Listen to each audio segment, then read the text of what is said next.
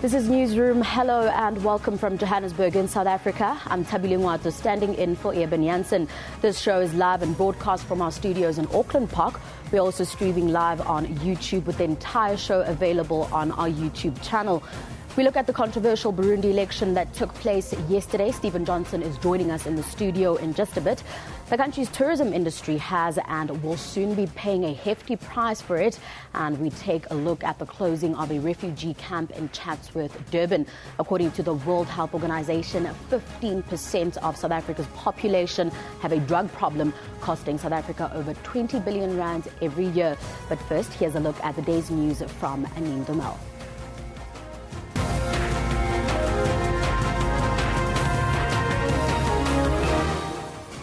Good morning, I'm Anine Domel. Let's take a look at the stories making headlines today.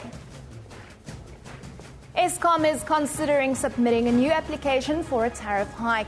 This after energy regulator NERSA declined the power utilities' heavily opposed tariff increase application yesterday. The national regulator denied Eskom's application for an additional 9.58%, which would have brought the total increase this year to over 22%. Talking to Morning Live earlier, NERSA spokesperson Charles Klebela said Eskom now has two options moving forward. Firstly, they have requested Eskom to submit an application for the adjustments of the allowed revenue in line with the multi-year price determination methodology, or alternatively for them to submit a new application for the period starting 1st April 2016 to 31 March 2019, if the assumptions that were made when the NYPD3 decision was made have changed. The Public Utility Transport Corporation, which runs the PUTCO bus service, has announced plans to cancel its services in several Gauteng metros. The Provincial Roads and Transport Department says PUTCO will cease operations in the Tshwane, Ekurhuleni and Sedibeng metros today. The move has the potential to leave thousands of commuters stranded. The department says, however, that Autopax, the subsidiary for PRASA, will step in to replace PUTCO on subsidized routes. Motorists are in for a rough ride as fuel prices will rise again at midnight. The Department of Energy has announced that petrol will go up by 44 cents a litre, diesel by 4 cents a litre, and illuminating paraffin by 8 cents a litre. This increase comes as electricity tariffs are expected to increase by just over 14% tomorrow for municipal customers. Judge Willie Sariti hopes to conclude his final report on the 1999 arms deal before the year-end deadline. He says he will start writing the final report immediately. The Commission has until the end of December to finalize it and submit it to the President. Yesterday was the final day of the public hearings of the arms deal inquiry.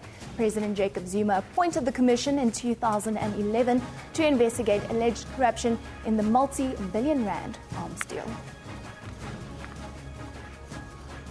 Burundi's President Pierre Nkurunziza is claiming an early victory in yesterday's controversial parliamentary poll.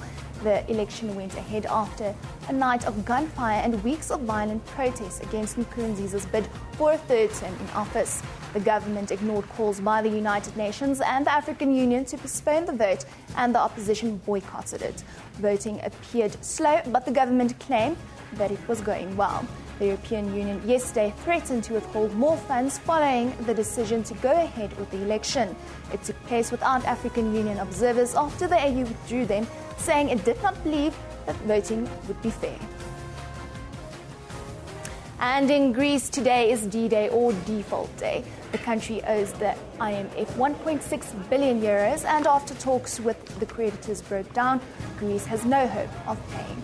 The full implications will only be clear after Sunday's referendum on whether or not to accept the terms imposed by its creditors to receive another bailout. Meanwhile, Greek banks will remain closed for the week. There's a withdrawal cap of 60 euros a day to stop panicked investors from withdrawing large amounts.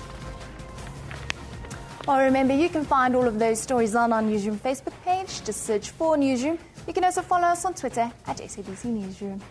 Tabile, back to you.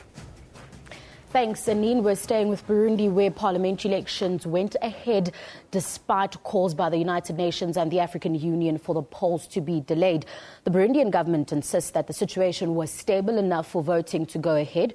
The opposition did not take part in the polls, adding further controversy and legitimacy to the government that will be coming into power.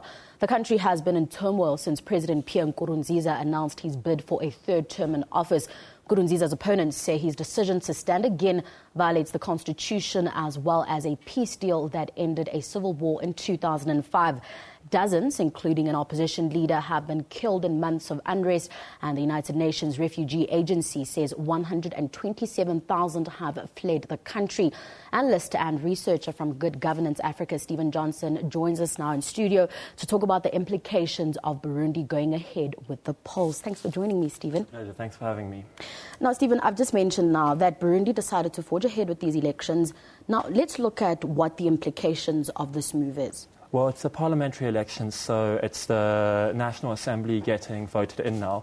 With none of the opposition parties running, it is just going to be President Nkurunziza's party forming up the whole of parliament, and that's not representative of the makeup of the country. So, in a sense, these elections don't mean anything because there's nobody running against his party. Now, credibility for any government is very important. Now, if we look at the situation, the opposition parties boycotted the polls. The AU is not involved. I mean, they didn't even send any monitors for this election. So what level of credibility do these elections even have, considering that they may be considered as not being free and fair? The credibility at this point is very low. Burundi had a problem in their 2010 elections with the opposition saying there's fraud in them. And it's quite easy to believe because in the last elections, the president walked away with 91.6% of the vote. And now you have this thing where the AU, the UN, the EU, even the Catholic Church are not sending observers because they don't believe it's worth it, because they don't believe that these elections will be fair. So it's at this point, the credibility is very low. Even other African leaders, they don't believe that this is going to be a free and fair vote. I mean, you mentioned the result of the past election. Over 90% is extremely high. Yes. Now we look at the 127,000 people that have already fled the country. We're looking at the parliamentary speaker who's also gone. Clearly, there aren't even, not the whole country is there to even vote, no. Right? But now, why did these elections go ahead? Do you think that Pierre Nkurunziza was thinking, well, people aren't here anyway, we might as well go ahead with this and get the votes and get the results that I want to get, because it seems like it's a one-man show? I think we're seeing a trend that's been happening a lot more in African nations where leaders are sort of using institutions to rubber stamp their rule. So it looks like they're going through all the motions, but it is not representative of what the people want. I mean, when the Speaker of Parliament leaves because he's fearing for his life, we had the leader of one of the opposition parties killed last month on 23rd of May. This is not an environment that's going to conducive to free and fair elections. I think the president is just using this as an opportunity to say, look, we had an election and the election said that I can rule, but everybody can sort of see through the smoke and mirrors that he's putting up. Now, you know, standing for a third term is basically going against the constitution. Now that he has done that, and if he does win this election, which is most likely, where does the country go to from there? Because the constitution has already been violated. What happens to the law in the country? The constitutional issue is quite delicate because the court has said he can stand again. But it all links on this one part of the peace agreement, the Arusha Accords, which says that a president may be elected by popular vote twice. And the first time he was elected, it was by parliament. So his supporters are saying, oh no, he's only been elected once. But the constitution also says you may only stand for 2 terms. So going forward, he's not going to have a legitimacy in the eyes of his people. He's not going to have legitimacy in the eyes of the international community. And that's going to really affect Burundi's chances for development. They're one of Africa's least developed countries, and they really need a stable government that's going to push them forward and help people better their lives. But with this sort of sham democracy, it's very difficult to see any of this happening. Stephen, you've just said he's not going to seem legitimate in terms of how his people view him. But his people are the ones that are voting, that were voting yesterday. And if he does win, it means that they're the ones who voted for him. So what's going on there exactly? you have a case where a lot of people aren't voting, so a lot of people are worried about the violence. I mean, there were 2 hand grenade attacks on Sunday. There's been shooting throughout the capital, so a lot of people aren't turning out. And those who do turn out are obviously going to be his supporters. And there's also been reports of his youth wing intimidating voters and such. So you have a lot of people who are obviously not in favour of him have already fled. And then those who remained would rather keep quiet than go out and say something against the president. So it's pretty much everybody in his camp is voting, and that's not representative of the democracy. Even if he legitimately gets 80% of the vote, that other 20% still needs to be heard. So at this point, he's not representing everybody, and yeah. We're running out of time, but I want to ask you this. Would you say that this situation in Burundi is almost a step back in terms of the promotion of democracy on the continent? Absolutely. It's co-opting of democratic institutions that are meant to give every person in the country a voice, and they're being abused to keep one person in power.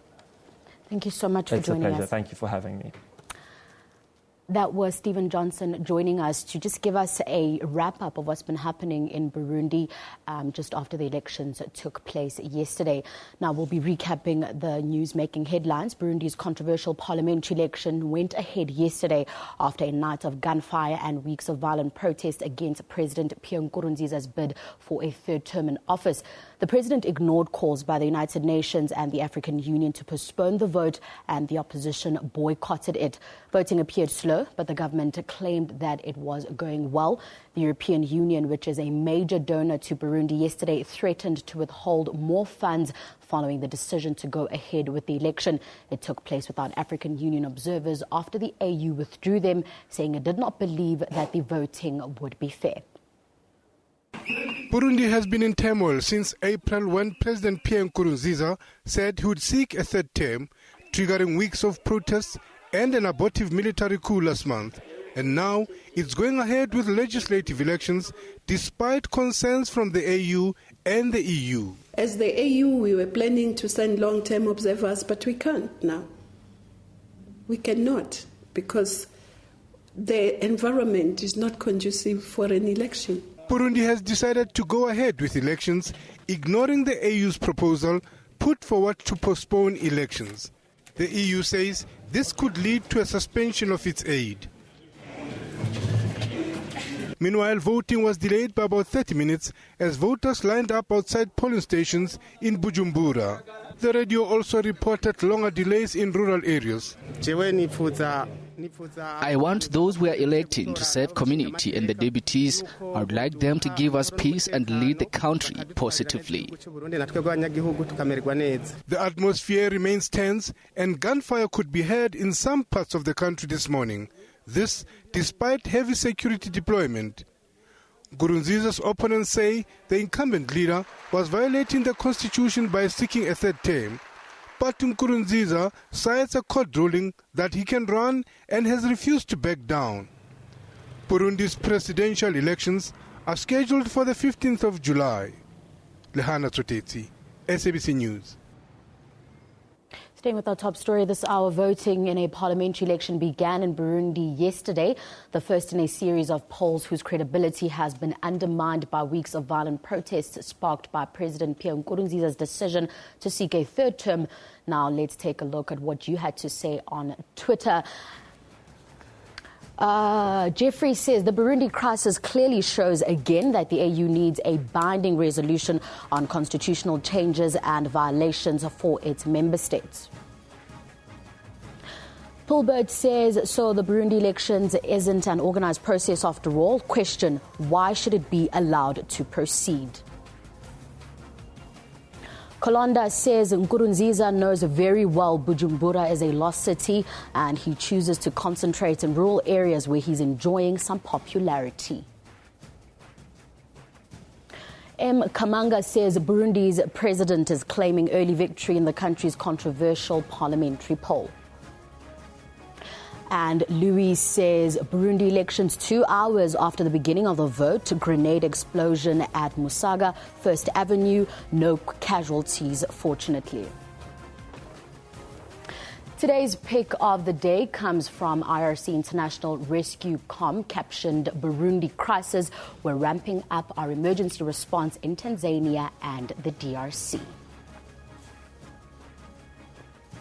Let's now take a look at the front pages from around the globe. Starting in Scotland, the Scotsman reports that police in Tunisia made several arrests yesterday following the deaths of 38 tourists as thousands of troops were deployed on the country's beaches to prevent further attacks. Moving to the UK, The Guardian, the Eurozone's three biggest countries have raised the stakes in next Sunday's Greek referendum with an orchestrated warning to voters that a no vote would mean exit from the single currency and the return of the drachma. And finally, in Washington, the Washington Post reports that a divided Supreme Court on Monday turned aside claims by death row inmates that a drug to be used in the executions would lead to an unconstitutional level of suffering. Let's take a look at what's happening around the country today. We start in Johannesburg. Czech fugitive and businessman Radovan Krejcir and two other men are expected to appear in the Germiston Magistrates Court for allegedly killing Sam Issa. Then still in Johannesburg, 3 youths and a minor are expected back in the Magistrates Court for allegedly killing Mozambican national Emmanuel Sithole. And in Cape Town, ANC-NEC member Tony Yengeni is expected back in the Magistrates Court for the continuation of his drunken driving case. Yesterday, Facebook announced the opening of its first sales office in Africa, and the new branch is situated in our very own Johannesburg. The goal is to capitalize on Africa's 200 million internet users, 60% of whom are already using the social networking site. Africa is considered a mobile-first continent, with 80% of Facebook users accessing the network via their smartphones. The South African office will work with brands across the continent to gain a better idea of the growing consumer market.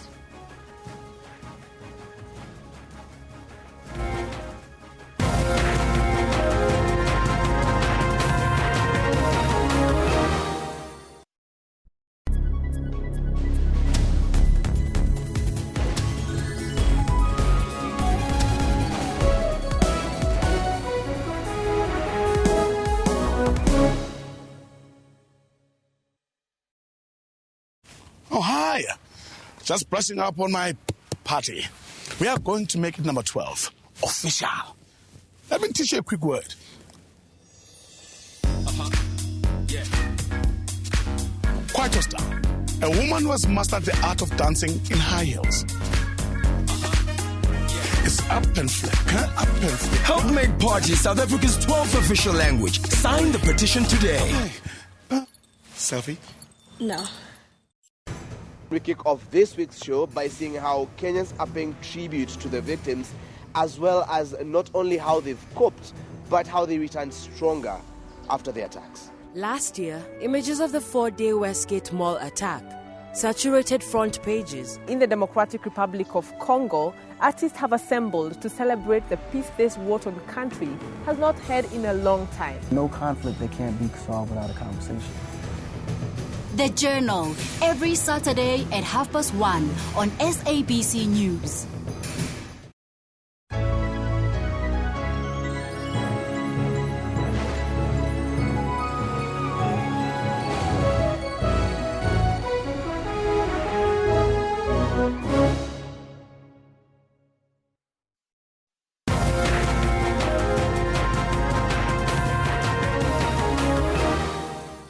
Welcome back. You're watching Newsroom on SABC News.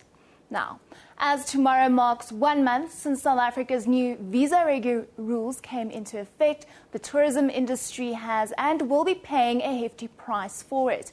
Recent findings from an impact assessment study by the Tourism Business Council of South Africa suggest the new regulations are likely to lead to an estimated 1.4 billion rand loss for the tourism revenue this year. To talk a bit more about the findings of this report, we're joined from Pretoria by the CEO of the Tourism Business Council of South Africa, Matsatsi Ramawela. Matsatsi, I thank you for joining us this morning. Well, good morning, and thank you for the opportunity. Matsatsi, if we can just focus on your most recent study, it focused on the actual impact of the new regulations since implementations. Just talk to us about some of the key findings. other than the possible 1.4 billion rand that we could be losing in revenue? Well, first of all, let me point out that the report that we released last week, it is not a report on the findings of what the impact of the immigration regulations is having on our industry when it comes to the requirement for minors traveling under the age of 18 to carry an abridged birth certificate. It is too early for us to have done a study because, as you correctly said in your introduction, the requirement only came on the 1st of June.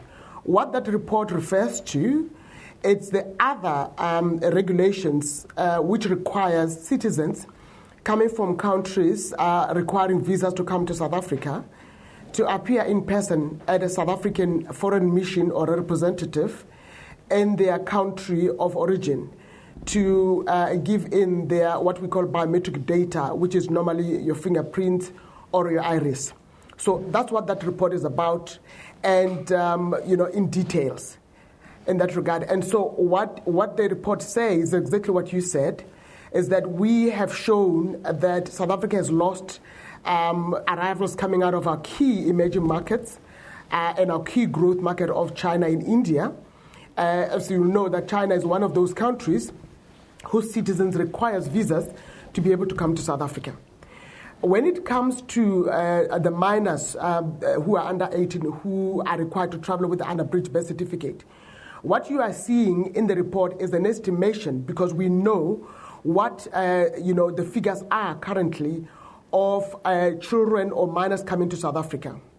South Africa is, for instance, regarded as a child-friendly destination coming out of Europe and also coming out of the USA. And last year alone, we had entertained close to 700,000 children or minors who came to South Africa, mainly on school groups, and also coming up here for sporting activities. And so what you see in the report is when we look at the numbers and we extrapolate and say, if we can only lose 20% of those numbers of those minors coming to South Africa, this is the kind of damage, this is the kind of loss that our industry and our economy is going to lose. Then talking about some of those figures that you say that you've kind of projected on, that you've released last week, we know the Department of Home Affairs hasn't been dismissive of any of these figures. So what is the official word from the Department of Home Affairs? Have you been talking to them specifically about this report? We have been, this is what we stated last week when we released a press statement, that right from the start, when this new regulation was announced in June last year, we have been trying to no avail to engage with the Department of Home Affairs to be able to discuss this regulation and, most importantly, to work with them in terms of how can we make them more friendlier to our industry and, of course, to South Africans. Because a lot of people just look at this regulation as if it's affecting people coming from outside visiting our country. But it is, especially when you look at the requirement for an unabridged birth certificate, it's affecting South Africans wanting to travel with the minors outside of this country. And so we've been trying to be able to speak with the department, and we have failed. We have only met the department on 2 occasions. And so where we sit at the moment, we don't want to be projecting ourselves out there in the marketplace that we are in conflict or we are fighting with the government. We are looking forward to meet with the department, looking at that report which we have given to them, and to be able to discuss, most importantly, not about what it is that this report or this impact, this regulation is having on our economy anymore. We have been doing that for the last 8 months. We now want to talk about solutions. We want to see how do we quickly rescue our industry and our economy out of the ripple effect of what this regulation is going to do to our country. And that's what we're looking forward to. You mentioned now solutions. Let's just talk quickly about some of the solutions that the Business Council is suggesting as alternatives to these new regulations. Those solutions are included in the report, and we've been mentioning them right from the start. Let me take them one by one. When we look at the requirement for the biometric visa, what we have said in our report, and this is what we want to present to the Department of Home Affairs, our Minister of Tourism knows about this, and of course we would like the ministerial committee that has been established in Cabinet to be able to know about this and to begin to discuss how we can do this. But we are saying, why don't we implement a visa on arrival? So, which means that we then allow people wanting to travel to South Africa. Mind you, South Africa doesn't have offices in every country in the world. And if you look at the source of our tourists, they come from every country in the world. And so with that, we are saying if we implement a situation where you are then taking biometric data when people arrive in South Africa, what then you do, you pre-approve these people. So what you do is that people will still apply for their visas online or whatever facility that may be put on. And so the pre-approval takes place, and then the only thing that you do when they arrive is to be able to take on those biometric data when they arrive in South Africa. And what that does, it limits the exposure for South Africa in terms of all losing out on some people wanting to come to South Africa as such. And with that process, the tourists will also know that they stand the risk of being denied access into South Africa in case when they arrive here, their biometric data gets rejected. So that's one proposal we want to put forward. And we do know that government has challenges in terms of funding, and it is something that we can discuss. We have done a lot of things with government in the past, and this is one opportunity that we think we can collaborate. In terms of the unabridged birth certificate, what we are wanting to put it forward is that we do understand that child trafficking is a major issue globally and also in South Africa, and South Africa must be seen to be making a contribution. We respect the Child Act that exists in South Africa, but we are saying, why don't we implement a universally utilized documentation consent form that other countries are using, that institution like IATA, who is actually representing all the airlines, are familiar with? Because the unabridged birth certificate, which is where the challenge we've been saying is that it is not a globally recognized document. Not every country produces an unabridged birth certificate. And in fact, there are a lot of countries where citizens don't have birth certificates. Yes. And that's where we're saying some of the challenges are going to come in. So we are saying, let's work together. Let's come out with a document that other countries with similar challenges are using. And so we become friendly to people. We continue to welcome children into South Africa. Well, Masati, I thank you for joining us today from Pretoria just to talk to us about that report from the Tourism Business Council. Definitely, we also want feedback from the Department of Home Affairs, and we have invited them to the show. Now, the governments of France, Germany and Italy have all warned that Greeks are voting on their Eurozone membership on Sunday as banks remain shut. Let's just take a look at some of the comments that you've been sending in on social media on that. Please remember to send us your views on Twitter at SABC Newsroom. George says the IMF is an illegitimate organization undemocratically constituted that ruins one nation after another on behalf of international capital. Austin says, my heart goes out to the people of Greece this morning. Yes, hashtagging Greece in that tweet over there. Then the next tweet says, certain degrees of the commemoration on the right are trying to frame a yes vote in Greece as cause for Tsipras to step down. This is lies. Those are your views coming in this morning on the situation in Greece. Now, today's tweet of the day comes from Ketty on Burundi. She says, throughout history, short-sighted men have tried to lock the freedoms of their people, but in the end, freedom always wins. Humara. Hashtag Burundi. So it's time to take a look at what's happening on our Newsroom Facebook page. Today you'll see that Kusati says, while it welcomes the National Energy Regulator of South Africa's decision on Eskom's tariff application, the Federation does not want to see Eskom collapsing. Then Burundians voted for a new parliament yesterday after a night of sporadic blasts and gunshots and weeks of violent protests against President Pierre Nkurunziza's decision to seek a third term in office. The election process was condemned by Africa and European nations for lacking conditions to ensure it was fair. And in Israel, the Prime Minister has praised the army yesterday for blocking a boat leading a 4-vessel protest of foreign activists from reaching the Gaza Strip. Remember, for more news, you can visit our Newsroom Facebook page. Just search for SABC Newsroom. You can also alternatively go to our SABC website. That's www.sabc.co.za/news. It's time now to take a break. We'll be back shortly.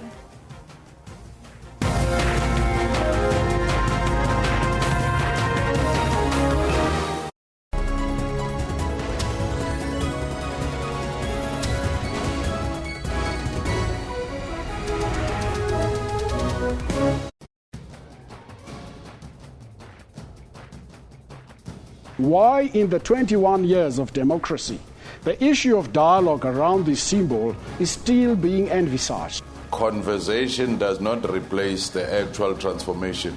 History is history. You don't choose it, it's there. Is it important to maybe have some symbols that are not so good to remind us of what must never ever happen again? The generations to come not to know the face of an oppressor. They must know that face. They must go somewhere and look at that face and say, this is the kind of face, this is the kind of a person we do not want to see in future. We must never forget to include the heritage of the Khoi and the San people.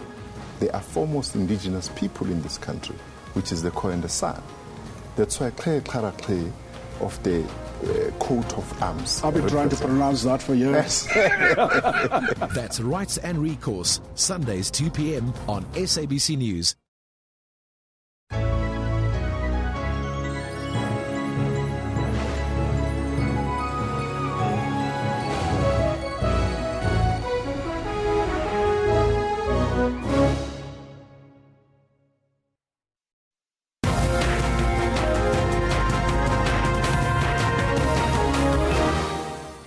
Welcome back. You're watching Newsroom on SABC News. Let's take a look at the stories making headlines today. Eskom is considering submitting a new application for a tariff hike. This after energy regulator NERSA declined the power utilities' heavily opposed tariff increase application yesterday. The national regulator denied Eskom's application for an additional 9.58%, which would have brought the total increase this year to over 22%. The Public Utility Transport Corporation, which runs the PUTCO bus service, has announced plans to cancel its services in several Gauteng metros. The Provincial Roads and Transport Department says PUTCO will cease operation in the Tshwane, Ekurhuleni and Sedibeng metros today. The move has the potential to leave thousands of commuters stranded. The department has, however, said that Autopax, the subsidiary for PASA, will step in to replace PUTCO on subsidized routes.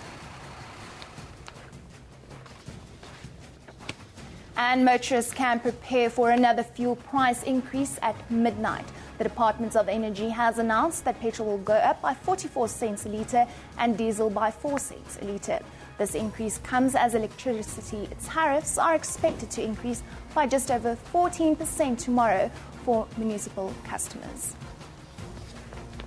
Remember, you can find all of those stories on our Newsroom Facebook page. Just search for Newsroom. You can also follow us on Twitter at SABC Newsroom.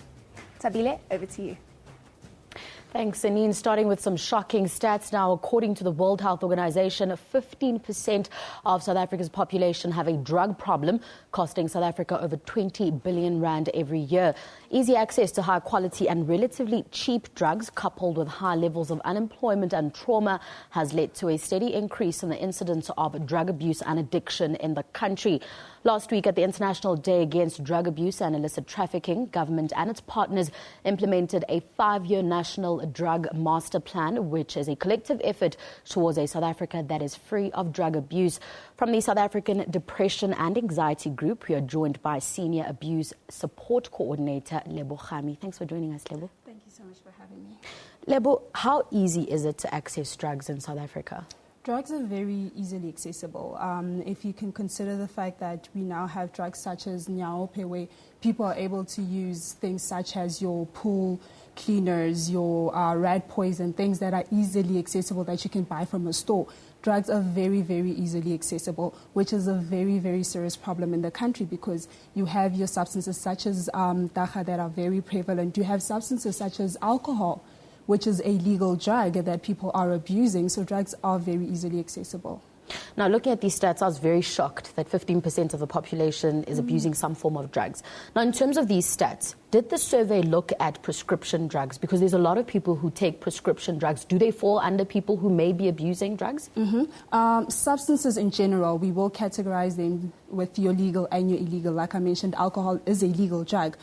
So when we look at substance abuse, we do take into consideration your legal drugs, such as your prescription medication and alcohol, as well as other illegal substances like your heroin, cat, and so forth.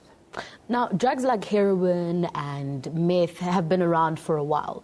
Nyaope is more recent. Are there other emerging drugs into the market?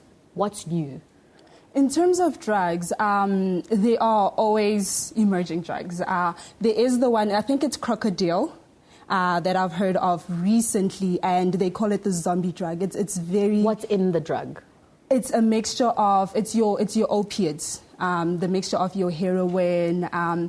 It's a very destructive combination of drugs. It's very, very new on the market. What it does is it deteriorates your body. So you find that symptoms will include that people would have maybe a finger falling off. That's why they call it the zombie drug, because it actually eats away at the body. So that is a very, very recent drug. It hasn't become so popular right now, which is something that we're trying to create an awareness about, because it's a very, very destructive drug. Now, it's the last day of Youth Month, so keeping with the theme, how prevalent is the problem in terms of young people? Are we seeing more and more young people falling into the trap of drugs? Sadly, we are, and we're seeing that it's becoming a younger and younger age group who are actually now experimenting with substances. And this is something that we as SADAG actually go out and try to advocate, that we go into schools and we warn against young people experimenting with substances, because you are not sure what might happen when you experiment with a substance. If you find that other people around you are drinking and you feel that, okay, let me give this a chance, you're not sure if you might end up the addict. You're not sure if you decide to experiment with dacha, which could instantly lead to a psychosis, and you could end up in a psychiatric ward. We try to make sure that they understand how severe it is, how a very dangerous substance abuse is, and that they should rather not take the chance. Now, last week was International Day Against Drug Abuse and Illicit Trafficking. What are some of the programs that you as SADC took part in terms of education against drug abuse, etc.? Amongst the press, a lot of the press that we've been doing to actually advocate, to promote, to create an awareness around substance abuse, we've worked with a lot of substance abuse support group leaders within communities. These are support group leaders that we train on a regular basis, and they go out into their communities and they create substance abuse awareness days on that particular day for Substance Abuse Awareness Day. They will have the events where they go out into the community, they educate the community. We also have, we've had discussions, we've gone into schools for the talks, our substance abuse talks. So it's actually trying to reach people on a larger scale in schools, in their communities, on the media, to actually create that awareness about substance abuse. Now, tell us briefly about this National Drug Master Plan, because it sounds like a very big plan, but what does it entail exactly? And what is government and its partners hoping to achieve with this plan? Amongst everything else, I feel that educating people about substances so that they are aware about the dangers of substances. I feel that a lot of a substance like alcohol, it's something that we've come to feel as though it is acceptable in society. It's normal to see a drunk uncle on the road, and it's it's so normal. Yeah. But as soon as people are aware that any substance has large repercussions on a person, on your physical health, on your life in general, that it's not just about okay, then alcohol maybe is a lesser evil than a heroin and so forth. Understanding what substances do to a person's life and trying to curb that by preventing the problem rather than, prevention is better than cure. So making sure that people are aware of these substances, are properly educated, so they're able to make proper decisions regarding any form of drug, be it alcohol, be it a prescription medication, understanding the fine line between use and abuse of any substance. Now, speaking of prevention, don't you think that awareness should be part of the school syllabus somehow, where it's not just a thing of during a certain week or a certain month, organizations like SADC go to schools, but shouldn't it be an integral part of the education system where from a young age, from grade 1, for example, kids are being taught that these are the kinds of drugs out there, this is what it will do to you? Because it affects you ultimately anyway. Most definitely. And as SADC, we do these talks throughout the year. We do not do them just on Substance Abuse Awareness Day or Substance Abuse Awareness Month. We do them throughout the year where we do approach schools, or schools approach us and say, could you please come in and do maybe a presentation regarding substance abuse just to educate our learners, because we might be noticing that there is a problem with substances. So it's something that the schools should definitely consider, where they do make it a part of the curriculum to educate young people about substances so they are able to make informed decisions, especially when they are of age, that they can now use substances such as alcohol, understanding that like I said, there is a fine line between use and abuse, and what then abuse does to your life. Now, how receptive are the audiences? Quite receptive, actually. A lot of people aren't aware. They aren't aware, like I said, alcohol, is so... It just feels like the most normal thing in society. I mean, young people see it on TV, they see it in their communities, they see it at home. So when you tell them what alcohol actually does to your body, what alcohol could lead to in your future, and they start actually thinking of it in that way, they are quite open to the idea that maybe they should not be experimenting with substances. Lebo, thank you so much for joining us. Very informative. That was Lebo Khami from the South African Depression and Anxiety Group, giving us some insight on drug abuse. Now, the symptoms of drug abuse are massive, and that is something that people should look out for. Moving on now, the Chatsworth refugee camp in Durban that has accommodated foreigners who fled xenophobic violence in April is set to no longer be a safe haven. As government plans to close the camp this week, around 200 refugees will now face an uncertain future. To give us the latest, we are joined from the camp in Durban by our reporter Ayanda Mhlongo. We will have her immediately after the break. Stay tuned.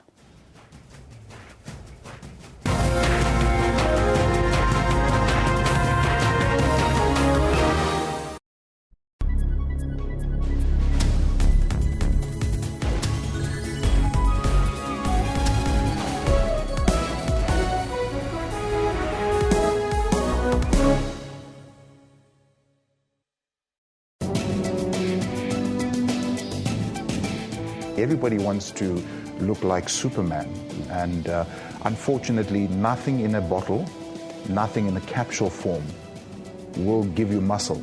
It's hard work, in fact it's smart work. It is time sportsmen and women realize that supplements may be contaminated with banned substances and that this can affect their health in the long term.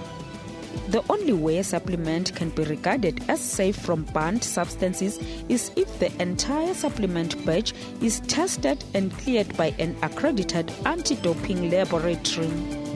Join me on Health Talk every Saturday morning between 9 a.m. and 10 a.m.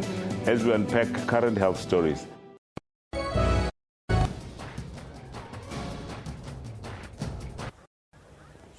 Hi, Ayanda, can you hear me now? It's Tabile.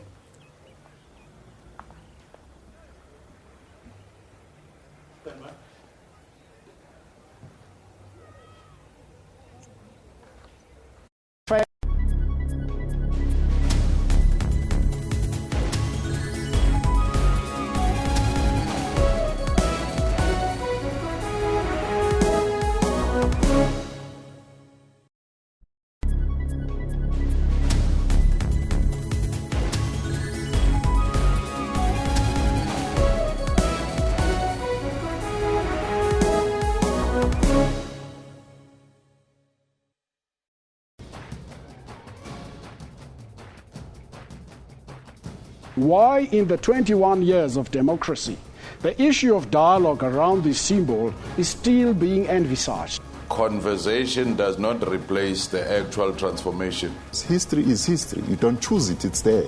Is it important to maybe have some symbols that are not so good to remind us of what must never ever happen again?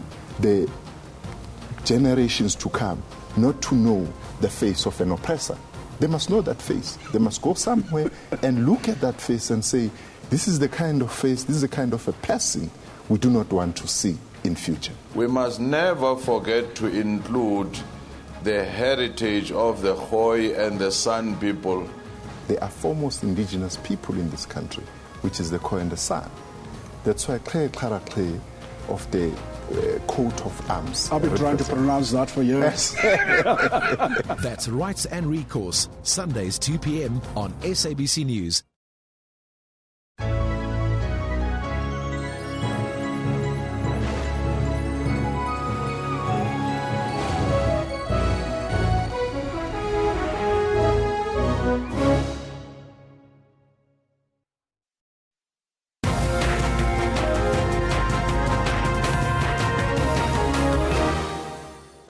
Welcome back. The Chatsworth refugee camp in Durban has accommodated foreigners who fled xenophobic violence in April.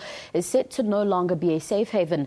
As government plans to close the camp this week, around 200 refugees will now face an uncertain future. To give us the latest, we are joined from the camp in Durban by our reporter Ayanda Mhlongo. Now, Ayanda, thanks for joining us. Have people started packing up? What is the atmosphere there? A very good morning to you. Yes, indeed. After almost 4 months of foreigners that have been displaced following the xenophobic violence that had rocked the province of KwaZulu-Natal. Yes, indeed. Today, people here at the camp, or the remaining foreigners that are still living here at the camp, which are around 300 in numbers. Majority of those are children. They are starting to pack up this morning. We don't know the exact time that the marquees will be coming down, but absolutely today is the last day.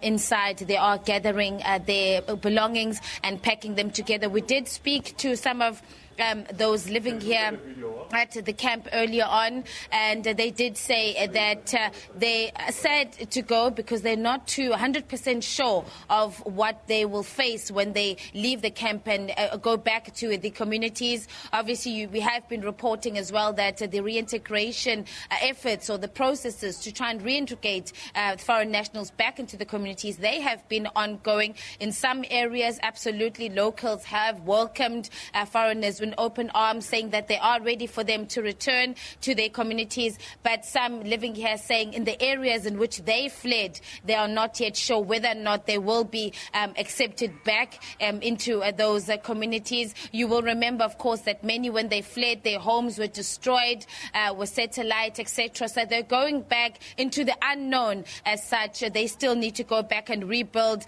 their lives, find accommodation. And just speaking of accommodation, the United Nations did also step in to assist in terms of financial assistance. There are monies that are going to be given to those foreign nationals that are living here today, food that will go towards rent and also food vouchers, just to help them through for the next couple of months. But for them, they're saying, yes, this means that today it is a bittersweet day for them, and obviously facing the unknown, going back to those communities, and they're saying that it is time and they are ready now to go back and continue with their lives. Ayanda, what has the provincial government said about the closure of this refugee camp? Well, if you remember, just from the start, when the camps were opened, they did say that these were going to be temporary shelters up until the situation had normalized, and that they were the main focus of the government and also the municipality was to ensure that the foreign nationals are returned back and to the community. So ever since, as the violence was continuing, when the foreigners flocked here, there was a lot of work that was being done on the outside in the various communities with the local councillors, NGOs. The churches were also brought in to go to the communities that had been affected, to speak to the locals, and to try to bring an end to the tensions that had occurred between the foreigners and the locals. So basically, the government has been saying that it is now calm and the situation is now stabilized and conducive for the foreign nationals to go back. And with also running a camp like this, one would know that in terms of costs as well, it was the NGOs that were largely responsible for a lot of the assistance, a lot of the aid that was being provided for the foreign nationals. And they had been saying several weeks or a month ago that they were running out of aid. South Africans, people from across the world, had indeed poured their hearts out and had donated from food, clothing, blankets, etc. But unfortunately, that had run out, and it was now time for the foreigners then to be returned back to their communities.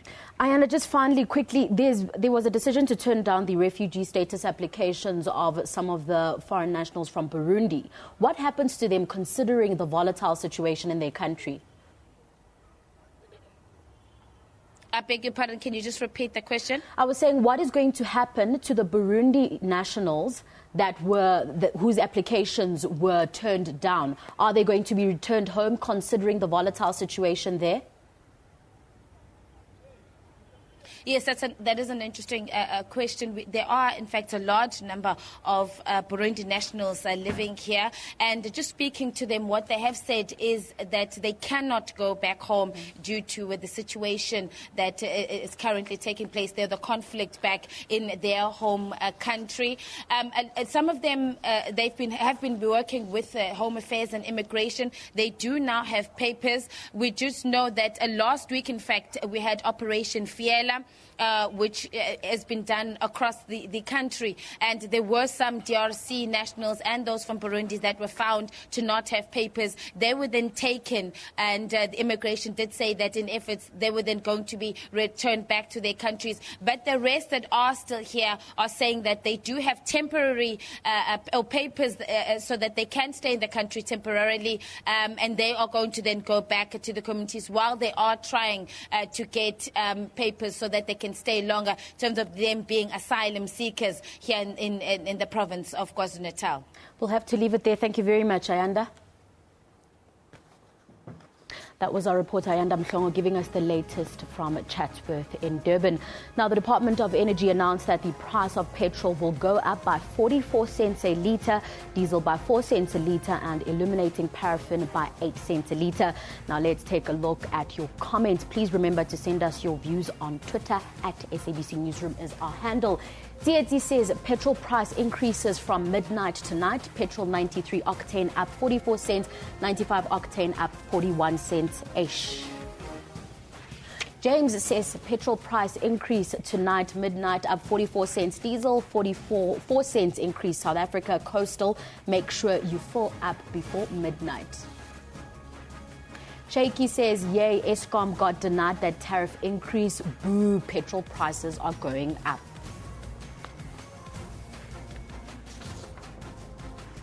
Newsroom is broadcast live from our studios in Auckland Park, Johannesburg, every weekday morning between 9 and 10 a.m. We also stream live on YouTube at that time, with the show available on demand on our YouTube channel. This is SABC News. You've been watching Newsroom. We love it in the morning. Goodbye.